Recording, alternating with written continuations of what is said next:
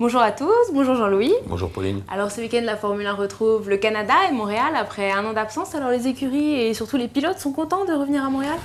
Oui, parce que Montréal, comme Istanbul, vous allez me dire, vous l'avez déjà dit, c'est une ambiance. Alors Istanbul, naturellement, c'est la ville historique, c'est les Turcs qui forcent le passage, la conduite est formidable. Donc Montréal, c'est pas ça. Montréal, c'est d'abord les Canadiens très accueillants, les Canadiennes qui sont très jolies, il faut dire les choses comme elles sont, et surtout ne le répétez pas, mais le homard est très peu cher.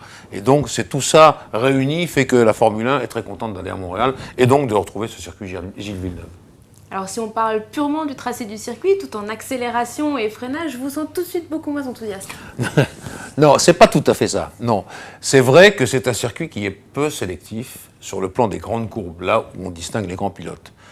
Il faut régler sa voiture proche du sol, mais pas trop, parce qu'on est en plein milieu du Saint-Laurent. L'humidité, la neige, il y a des bosses partout, donc il faut quand même relever un petit peu la voiture. C'est la première fois où on a des ailerons très très bas par rapport au début de la saison, juste pour équilibrer la voiture au freinage. C'est un circuit d'accélération-freinage, donc très dur pour les freins, très dur pour la consommation, ça c'est important également.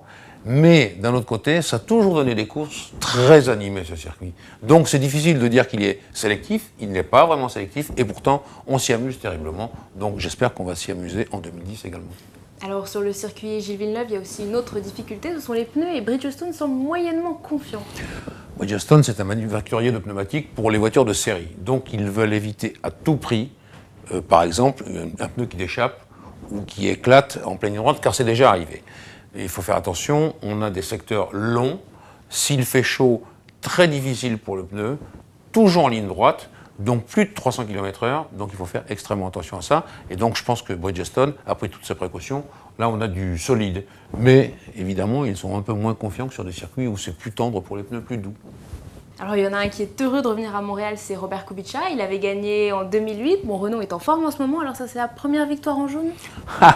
Ça c'est pas mal comme idée. Kubica, c'est le circuit où il a vaincu le cygne indien. Un très gros accident. Et puis l'année d'après, il gagne. Il adore ce circuit. Et bien sûr, au vent de la Renault, comme on l'a dit tout à l'heure, circuit d'accélération-freinage, on n'a pas besoin vraiment d'une grande tenue de route, on a besoin d'une voiture équilibrée. Grosse consommation de carburant, mais la Renault consomme moins. Et pourquoi pas, donc on peut espérer pour Kubica une très bonne place. Moi, la victoire, je serais très content. Je serais content que l'équipe Renault renoue avec ce succès qui lui manque depuis un certain nombre d'années. Mais ça peut être très très bien.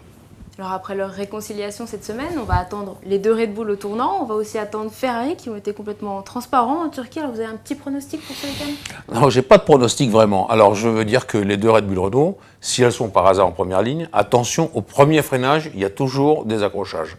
Donc il faudrait éviter ça, ça serait du plus mauvais effet.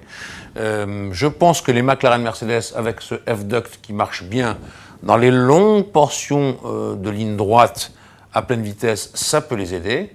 Mercedes a aussi un bon appareil sur ce plan-là, mais quand même, dès qu'on parle de longue ligne droite ou de long secteur, on voit que les McLaren sont toujours là. Donc allez, je vais dire McLaren Mercedes.